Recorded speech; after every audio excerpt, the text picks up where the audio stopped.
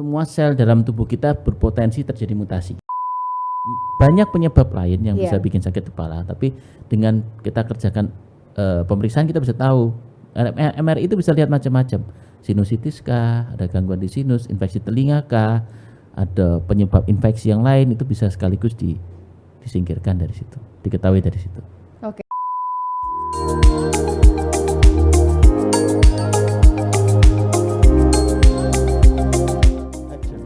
Halo, kembali berjumpa dalam podcast Ngopi Asik dan sahabat Premier. Sebelumnya saya ucapkan terima kasih selalu menyaksikan tayangan ini. Seperti biasa, temanya selalu menarik dan yang menjadi tema untuk hari ini adalah brain tumor.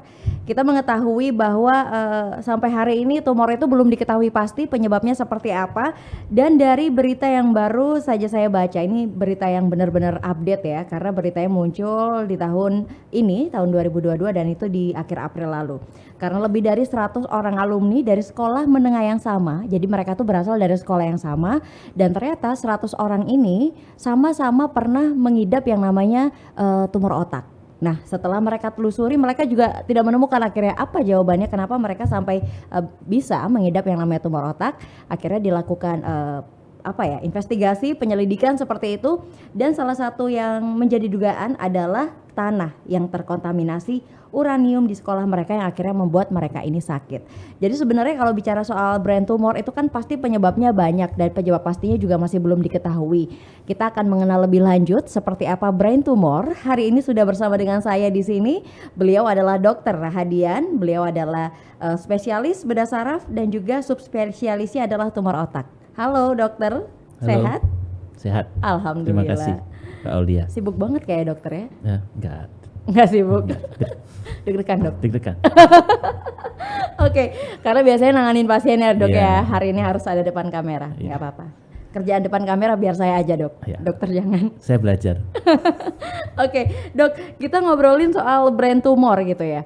Tadi saya sempat ulas sedikit gitu ya dok ya, bahwa yang di Amerika Serikat itu sekolah aja lulusan yang sama sampai 100 orang mengidap yang namanya brain tumor. Artinya ini sebenarnya penyakit apa sih, penyebabnya kita nggak tahu, tapi kok tiba-tiba kayak gitu, tiba-tiba muncul dan mengidap banyak anak yang berasal dari sekolah yang sama gitu dok. Ya, itu memang kita lihat ada beritanya gitu Yeah. ya. Ada sekitar 150 alumni dari sekolah yang sama, mereka secara bersama-sama didiagnosis ada tumor otak. Kemudian itu di Amerika. Di Amerika dan mereka melihat faktor apa yang kira-kira bisa memicu. Jadi kalau kita bicara tumor itu adalah jaringan yang tumbuh nakal. Tidak Harusnya diharapkan dia gitu ya, tidak dok. diharapkan. Jadi harusnya dia tidak tumbuh, dia tumbuh. Kok bisa dia tumbuh? Karena terjadi yang namanya mutasi. Mutasi itu selnya berubah sifat. Dari yang tumornya kayak cinta gitu ya dok, kadang-kadang ya tiba-tiba tumbuh. Betul, gitu ya. tumbuh tidak terkendali itu yang berbahaya. Ya. Jadi dia tumbuh tidak terkendali. Iya. Nah, kembali ke penyebabnya, kita cari penyebab mengapa sel itu sampai jadi mutasi. Iya. Salah satu yang tersering menyebabkan mutasi itu adalah radiasi. Oke. Radiasi, dan di situ ternyata mereka menduga tanah tempat sekolahnya itu tercemar radioaktif uranium. Iya.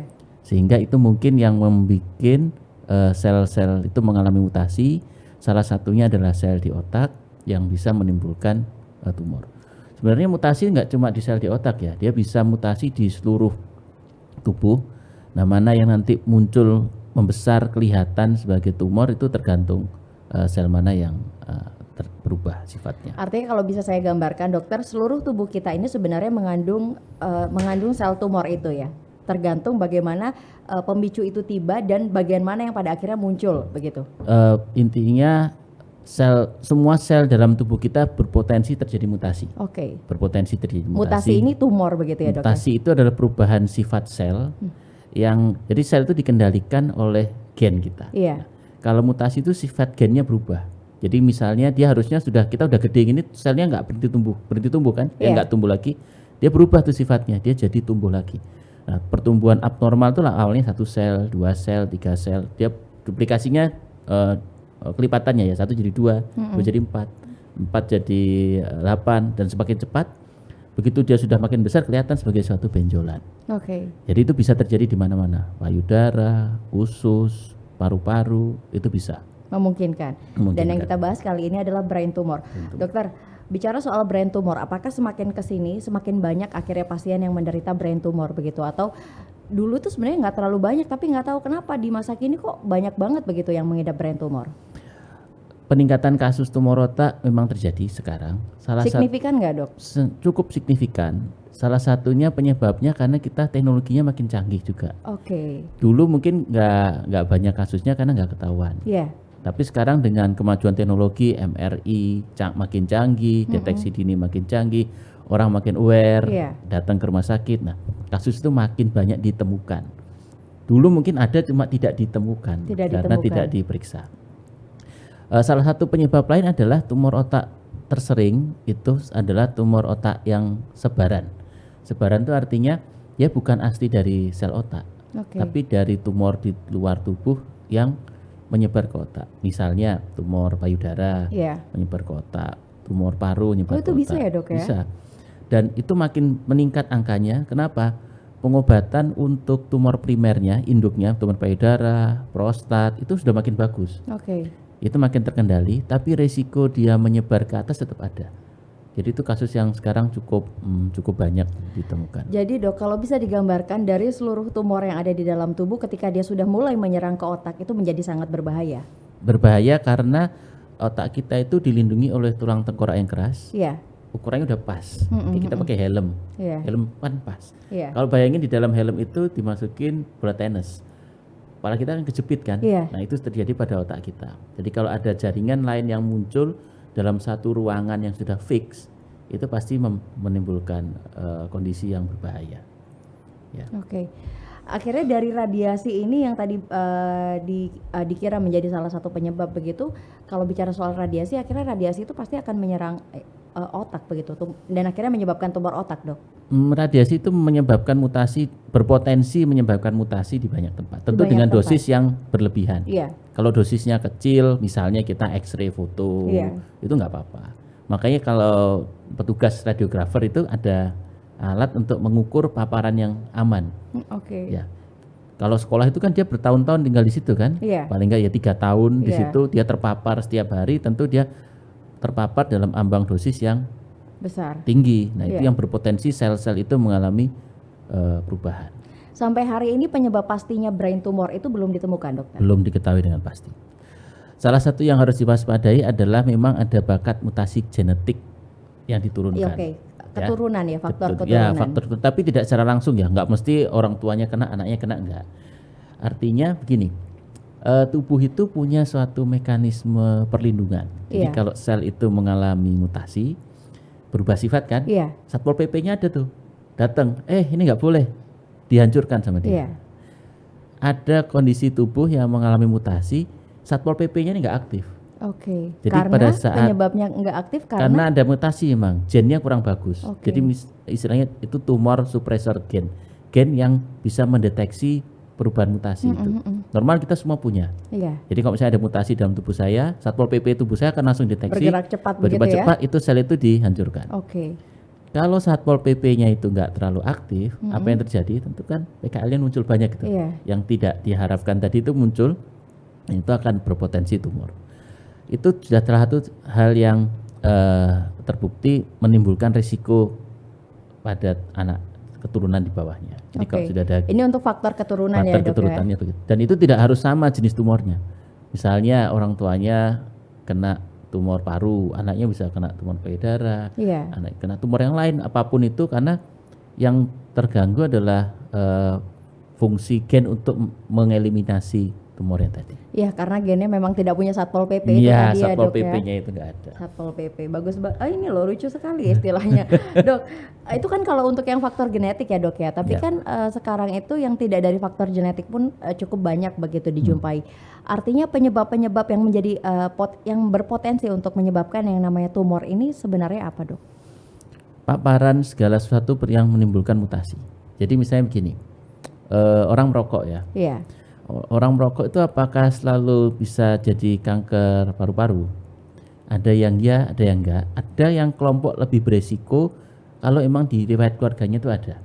Jadi memang ada defect. Ada yang enggak ngerokok pun dia bisa jadi kanker paru-paru kalau emang sudah ada risiko di situ. Jadi intinya kita nggak bisa secara pasti mengetahui penyebabnya ini apa, tapi yang penting adalah kita mewaspadai. Oke. Kalau sudah ada faktor resiko, kita harus segera cek. Oke. Ya, contohnya risiko ngecek itu gini, itu namanya screening. Iya. Screening itu adalah proses kita melakukan pengecekan tanpa menunggu gejalanya muncul. Betul. Kalau perempuan yang umum misalnya mamografi. Iya.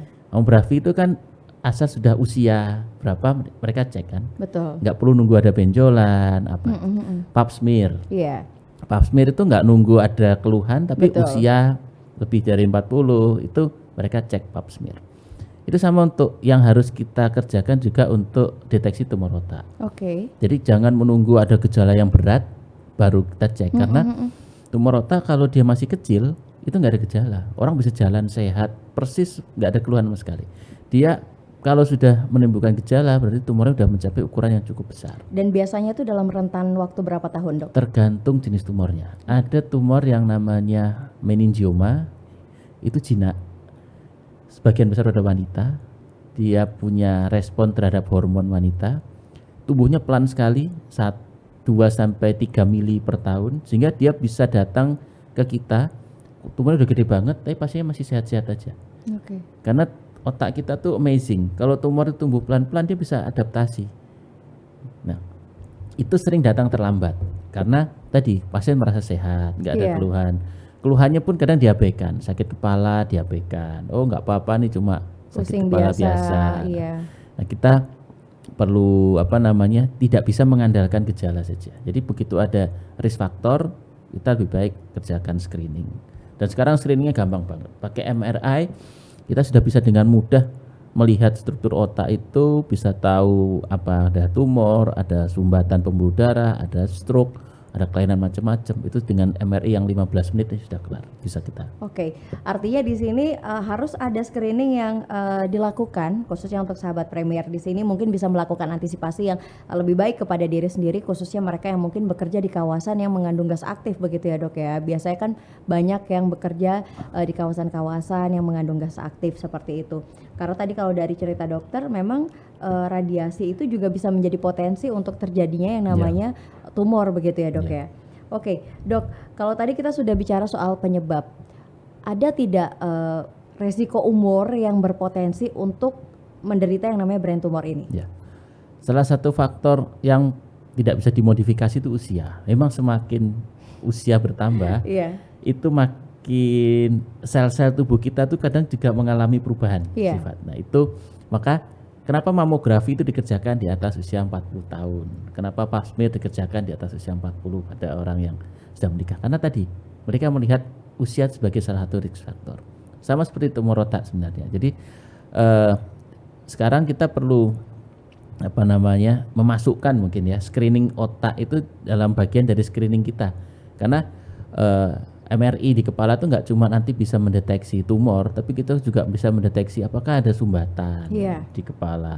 Karena seiring usia pembuluh darah kita suka makan enak, kolesterol tinggi, itu plak itu nggak cuma di jantung, plak itu juga bisa menimbulkan penyempitan di kepala.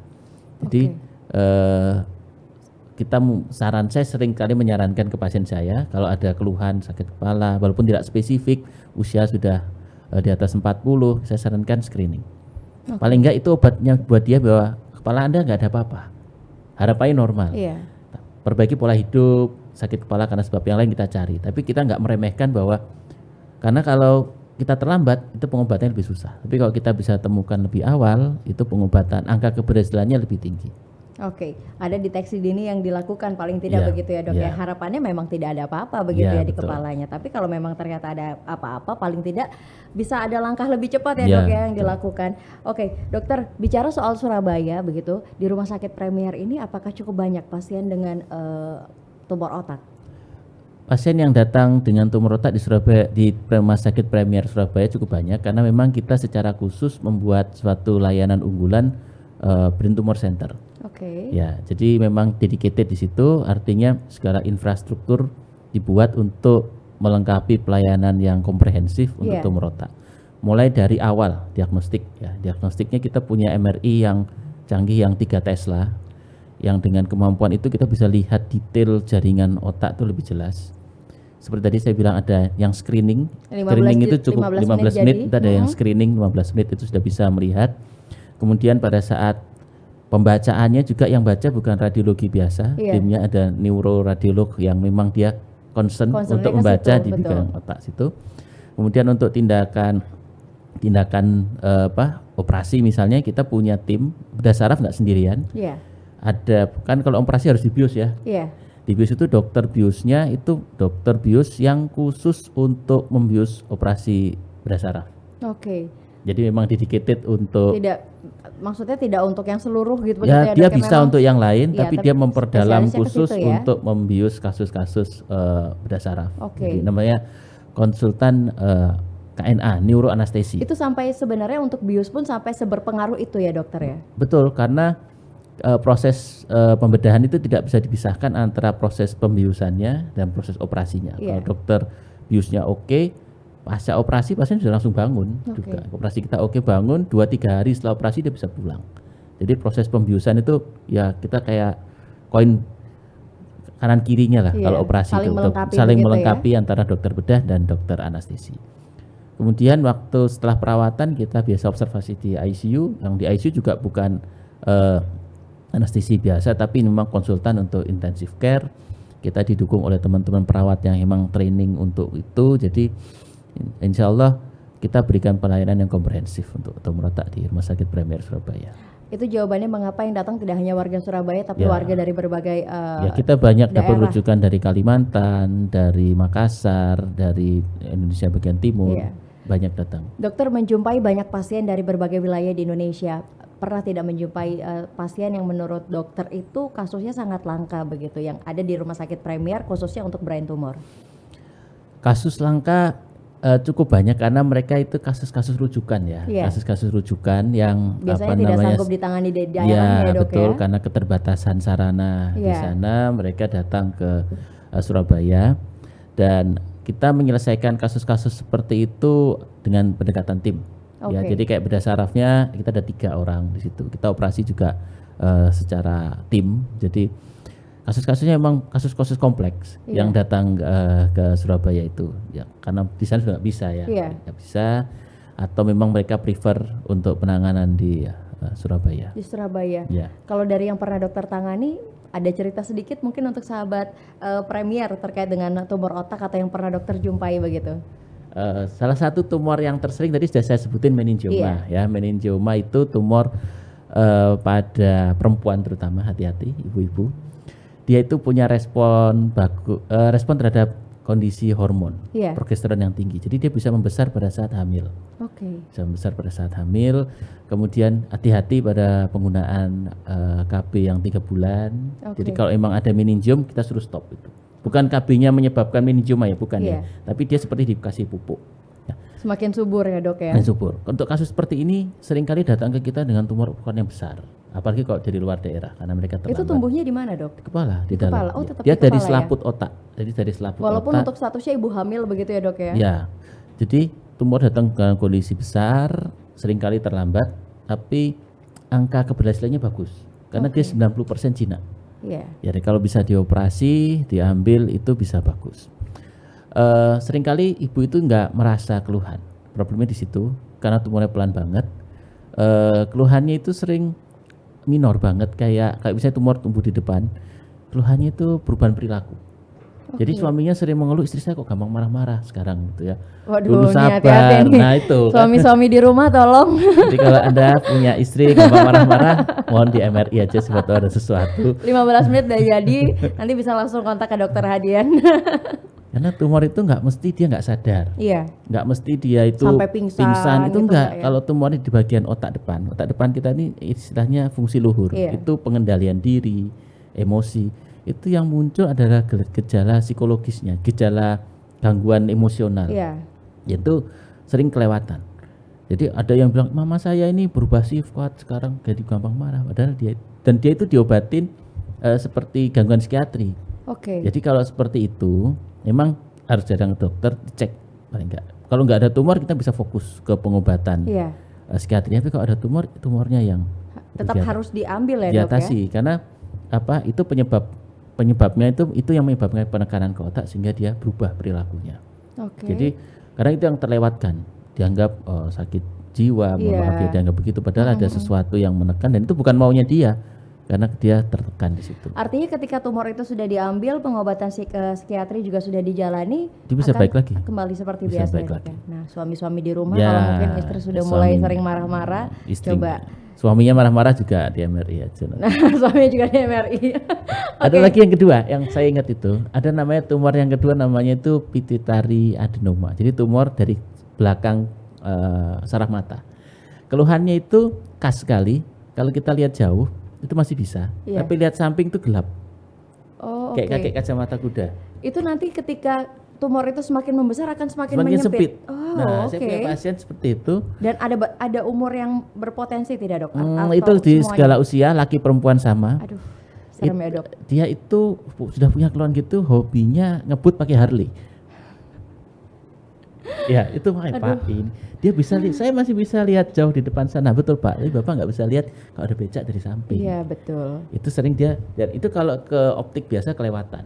Pemeriksaan itu kan jarang, mereka Iya, periksa iya, istilahnya lapang pandangnya itu Iya. nggak diperiksa. Kalau disuruh periksa pakai yang baca A, B, C, dia bisa baca. Bisa, karena Tapi kan lurus ke lurus depan ya, bisa, dokter ya. tapi dia nggak bisa lihat samping. Nah, tumor ini adalah tumor yang mengatur, meregulasi semua hormon tubuh kita.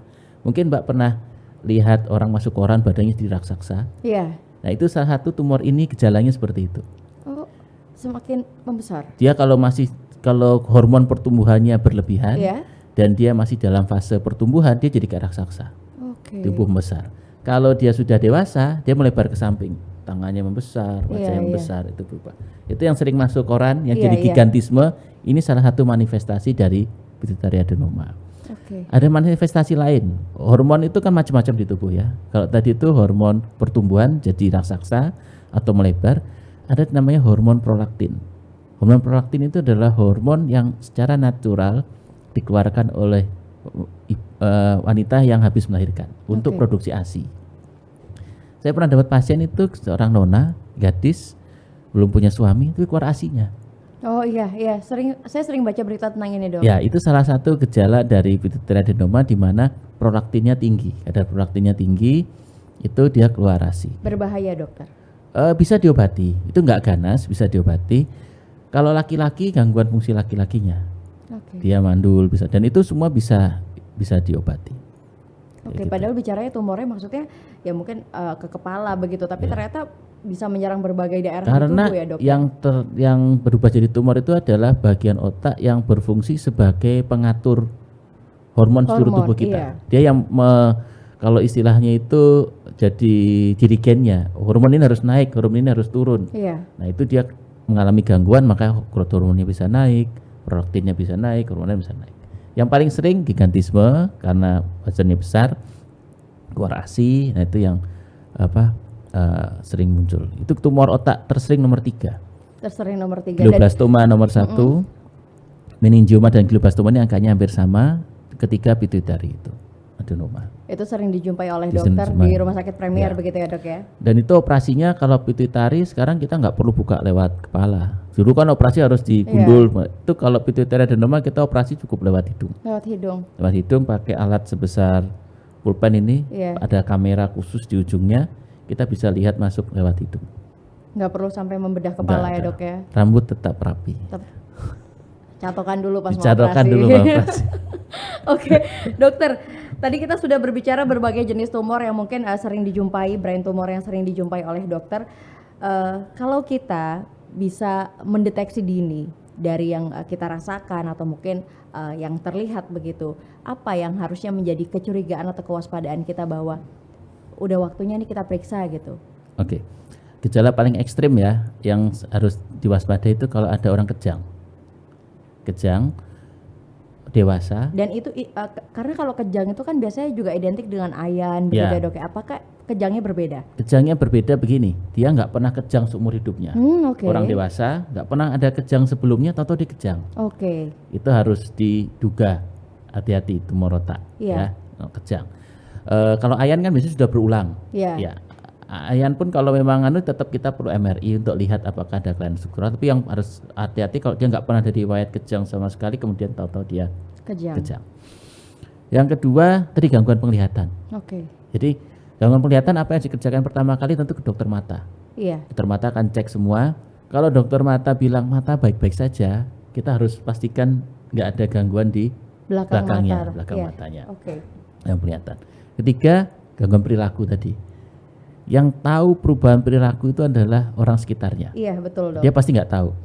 Nah, teman-teman sekitarnya harus lihat orang ini dulu kerjanya bagus, sekarang jadi males-malesan, emosionalnya jadi nggak stabil.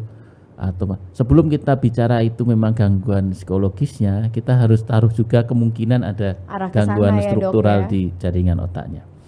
Itu ketiga. Terus kemudian sakit kepala tapi bukan sakit kepala biasa, sakit kepala yang progresif. Nah ini biasanya yang susah dibedakan oleh masyarakat, bagaimana sakit kepala yang mengarah ke tumor otak dan yang tidak mengarah kepada tumor dok.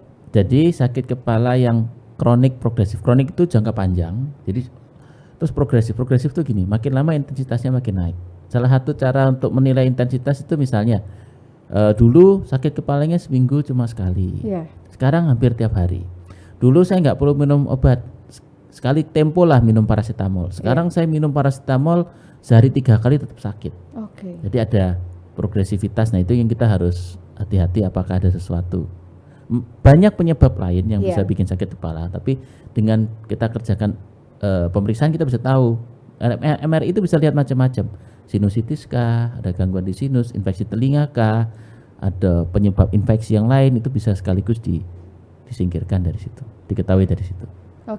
Dok, lalu juga terkait dengan pola hidup, apakah ini berpengaruh untuk memicu yang namanya brain tumor? Pola hidup, secara langsung dikatakan tidak ada hal spesifik di pola hidup, tapi kita harus menghindari segala hal yang bisa menimbulkan mutasi tadi. Apa pola hidup sehat yang bisa mencegah itu? Makanan misalnya, makan yang mengandung antioksidan. Itu bagus karena dia bisa menangkap radikal-radikal bebas. Yang bisa radikal bebas itu nanti memicu mutasi. Itu kayak bonus sebenarnya dok kalau mengkonsumsi antioksidan, mungkin bisa mencegah yang namanya brain tumor, tapi juga membuat kita lebih glowing biasanya dok. Vitamin E terutama, suntik vitamin C juga bisa. Nah, dok, yang berikutnya terus sel tumor itu sebenarnya lawan pertamanya itu adalah kekebalan dalam tubuh kita sendiri. Ya, ada namanya immunosurveillance dari imunitas kita. Dia akan patroli tadi ya, Satpol PP-nya patroli mana. Kita harus mengupayakan supaya daya tahan tubuh kita bagus. Salah satunya adalah kondisi emosional. Orang yang depresi, sedih, bucin, nah itu daya tahannya bisa turun.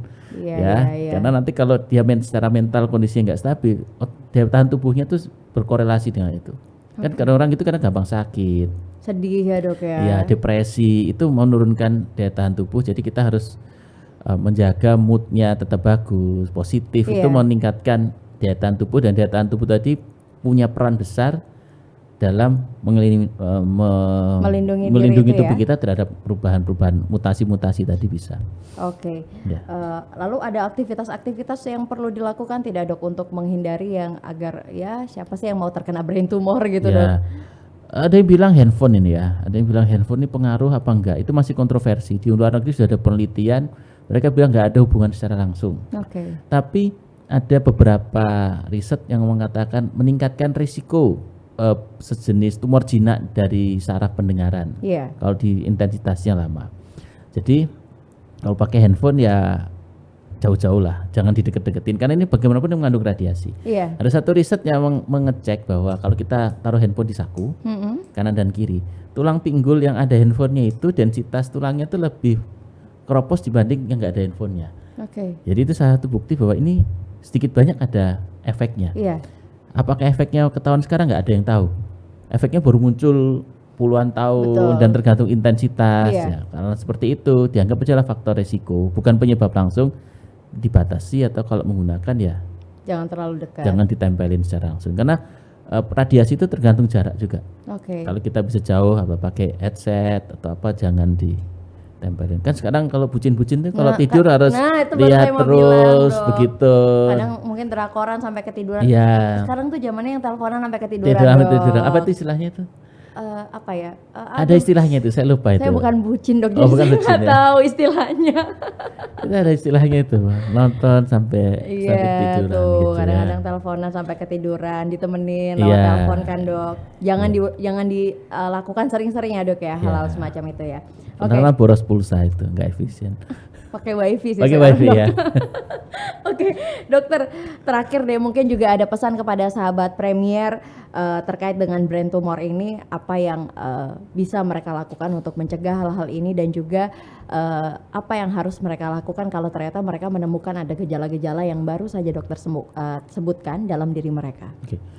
Mencegah tadi sudah disebutkan poin-poin penting, hidup sehat, tetap happy. Jangan jadi bucin, Ya, bucin yang happy ya. bucin yang happy. Bucin yang happy. Buat apa bucin tapi sedih kan? Betul dokter, Bucin harus happy. super quote banget ini. Iya, jadi positif tadi. Kemudian yang dicegah sudah kita berusaha maksimal mencegah, tapi itu namanya kejadian ini tidak bisa diprediksi. Begitu ada kecurigaan, ada faktor risiko seperti yang disebutkan tadi, jangan ragu untuk screening. Iya. Dengan harapan nggak ada apa-apa. Dengan screening, kalau di screening memang nggak ada apa-apa, kita bisa fokus. Sebabnya apa sih? Karena kalau dia kepikiran, di kepala saya mungkin ada tumor apa, itu justru bikin daya tahannya nggak karu-karuan. Karena dia menduga begini, overthinking ya. Betul. Nah, seperti itu, mending dicek, nggak ada, it's okay, aman. Kemudian setelah dicek, cek yang paling sensitif MRI. Ada yang bilang scan. CT scan itu kalau mau buat mendeteksi tumor otak, dia harus pakai kontras, harus suntik obat. Tapi kalau MRI tidak perlu disuntik obat, kita bisa dengan mudah bisa melihat kelainan-kelainan otak, bukan hanya tumor, tapi bisa penyumbatan, infeksi, itu bisa kelihatan semua. Dan kalau memang ditemukan kelainan, jangan ragu untuk segera berobat. Karena semakin awal ditangani, angka kesembuhannya semakin bagus. Dengan teknologi sekarang, yang dulu 10 tahun yang lalu mungkin itu operasi itu sangat berbahaya, dengan dukungan teknologi sekarang itu semua udah bagus. Jadi misalnya kayak kita kalau mau operasi, kita bisa bedakan mana itu tumor, mana enggak pakai mikroskop. Selain pakai mikroskop, kita pakai alat yang namanya intraoperatif monitoring untuk menilai fungsinya. Fungsi itu nggak kelihatan mata, tapi ada satu dokter lagi yang akan menilai gelombang listrik otak. Jadi pada saat kita operasi dan itu mulai menuju tempat yang berbahaya, kita berhenti. Karena segala terapi itu goalnya satu, quality of life. Jadi kualitas hidup pasien itu menjadi prioritas utama. Untuk semua terapi yang kita kerjakan ini goal akhirnya bagaimana menjaga quality of life-nya tetap baik. Baik. Dan semua alat yang tadi disebutkan oleh dokter semuanya ada di Rumah Sakit Premier, sehingga memang konsennya untuk penanganan bedah saraf apapun ada di sana ya dokter ya.